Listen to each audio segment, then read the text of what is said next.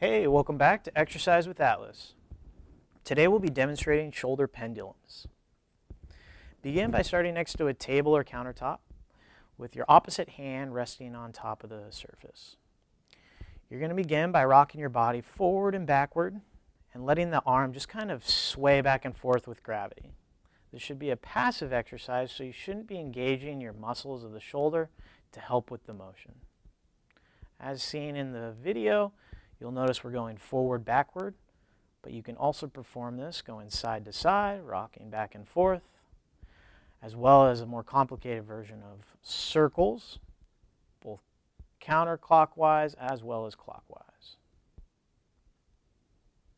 Again, common issues are engaging too much shoulder muscles, which can cause discomfort and pain when you're swinging the arm, so make sure you use the body rock and gravity to allow for motion.